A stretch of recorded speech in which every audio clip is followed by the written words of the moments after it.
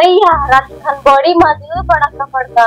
तो पड़के खत्म हो गए। अरे बुची सही कहत रे पड़ो अपनी है पड़ाका सबसे ज्यादा पड़ो ना मजा आ गयो जानते बुची पेट लगे तो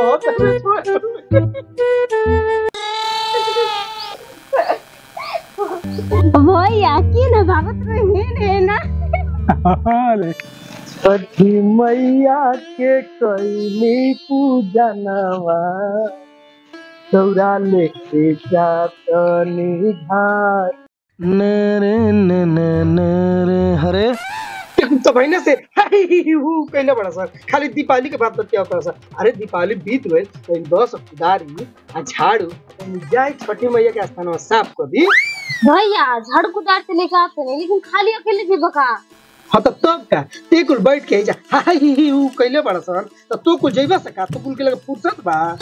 ना ना हमहू चलब भैया हम चलम जाते नहीं कुदारी लेके आ जो लेके आओ जल्दी लिया तो ते झाड़ू दे हमहू लेके चलो तो चल चल कि जोड़े फलवा नरे नरे नरे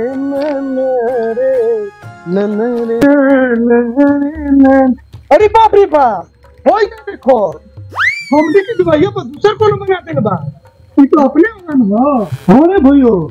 ई तो अपने जगह पे बना देले बा कौन बनेले बा अब तो मार होई ज्यादा बनवैलेस का होई छठी माई हमनिए कई आ हमनिए के रही है। हां तो तब का ये तो चल ठीक बा बना देलस तो उसे का छोटी माई हमनी के होई हमनिए के रहियन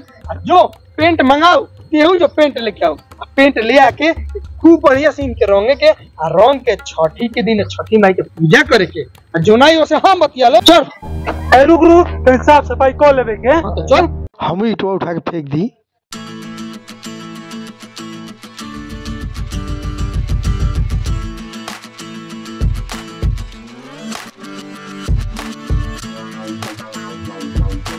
चल चल हो गई आओ चले के साफ हो गई आओ भैया दीपावली के दिन बड़ी पड़ाका पड़ता है अधिक दिन पड़ाका हां आवे है ना आवे पड़ाका आवे और हमरे लगे तो पैसा नहीं के पैसा तो हमरे लगे नहीं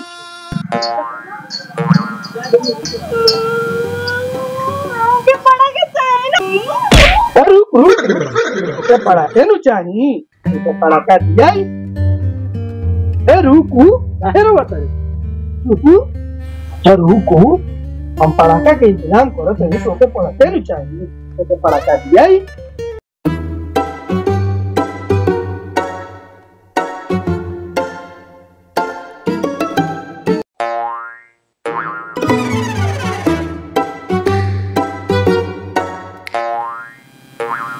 देखा तो तब से तू टाका तोड़ा सर मत पड़ाको की ना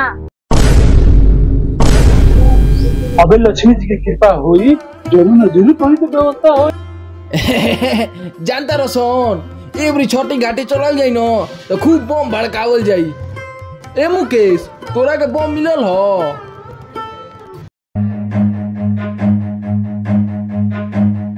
सर मिली का जगह जन छठी में तनिक बनले रहा झूला मुला कहत रहा मार हां तो ओकर बाप नु बनैले बनो रुक अबे भैया के बुला के लिया तनी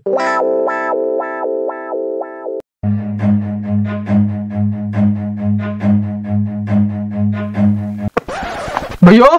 ए भैयो का रे काहे त चिरातड़े पाड़ा पाड़ी बकरा बकरी लोटा थरिया तोरा माई के किरिया खा के कहतानी का अरे काहे तोरा कसम खाता रे का रे इतना काहे क्रिया खातड़े मुला मुला कहतार छ न कि अपन छठी माई ओही कुनी के हई तो के तरह हिम्मत हम छठी माई अपन छठी माई कहता सो निकाल हाथ याद बता दे लोगों क्या कपड़ा मेरी तोड़ दे छठ के तो दिया दिला दे जी लिया बेटा चल अरे झूला का बड़े ला मुल्ला निकल बाहर में ईटा से मार के नाक चाकू कटन तो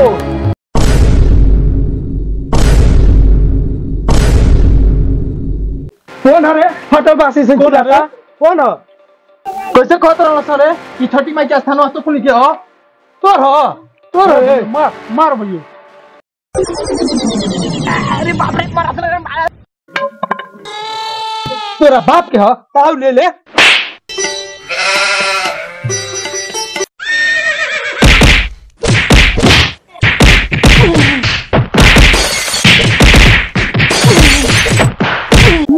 रुको चाहे झगड़ा करते हो भाई और त्योहार के दिन बा आज के दिन झगड़ा करे चाहिए बुढ़ऊ तू क्या हुआ हो लेकर बोर्ड घुमा तारा समझदार व्यक्ति हो तो हम चुटिया बनी समझदार हैं समझदार व्यक्ति के ना कल तो त्योहार के दिन हो लड़ाई झगड़ा करता लो कहलो के सोचे के चाहिए आज छठी के त्योहार हो तो अच्छा से मिलजुल के मनाते अब तो हलो बाड़ा लो तो मिलजुल के मनाते नहीं घरो मार तू ओकर छोटा नचतिया तू ओकर ईटा लेके कपार फोड़ता हौ डंडा लेके अलगे तो उड़ावता अरे भाई सब जन के मिलजुल के मनाते अब तो हलो जो छठी के झगड़ा करता लो वो तो हलो के छोट दूसर हुए तो हलो ओजे जाके नु पूजा पाठ करे के चाहिए तो हलो को पते नहीं के अरे हमने से आगे फेंके नु चाहिए तो हलो के हैं लड़ाई झगड़ा करता लो तो हलो चलो मिलजुल के अब लोग त्योहार मनाओ लो ठीक बच्चा ठीक बटे चलो ठीक ना अच्छा से त्योहार मनाओ लो अच्छा से रहो पकौड़ी बनाओ हाल ठीक है हम तो आज के हमने के एक साथे चलो भाई मिल के त्योहार मनावे के भाई पटीदार मिल के त्योहार ठीक झगड़ा ना कहिए हम इनका कुछ क्या कुछ ना करो ना चलो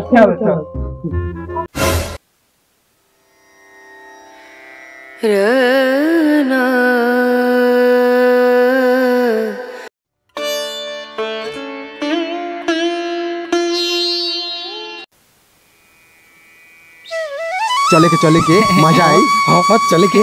आई ये सड़ियों भी तोड़ ले।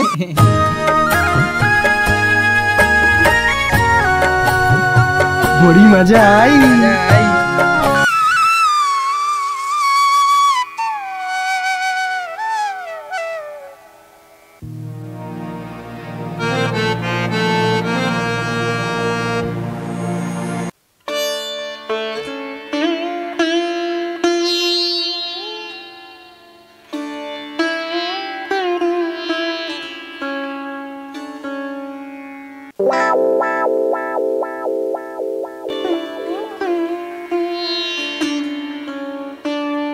जाओ आओ जाओ ये पड़े आओ जाओ बैठ जाओ बैठे के हाय हाय ये बैठ जाओ जाओ बैठ हाय हाय बैठ अरे पूर्ता अरे तो तुमको क्या लगता है तन पहने है और कहां भाई हमार सर पे बोता गइल बा ए झुलना तेना पहन ले हो ये लड़वा तू ले ही नहीं कहत अगला छोटी बेटी हो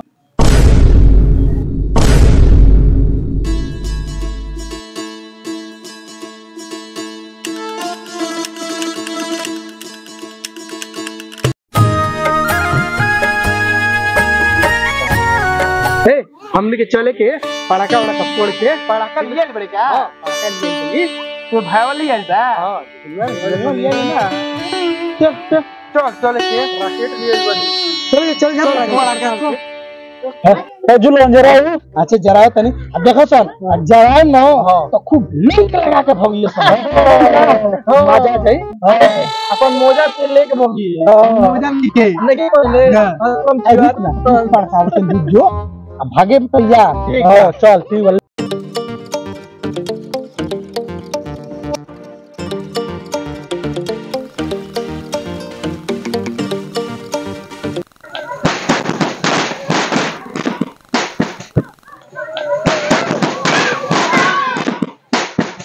बड़ी मजा आएगा पड़ाका फोड़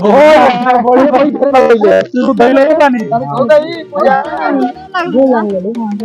छोटी मां बियाह कराई हमने के आशीर्वाद दिया आगे बढ़ाई हमार दूगो बियाह कराई अरे चल चल एगो हम ले ले ना ना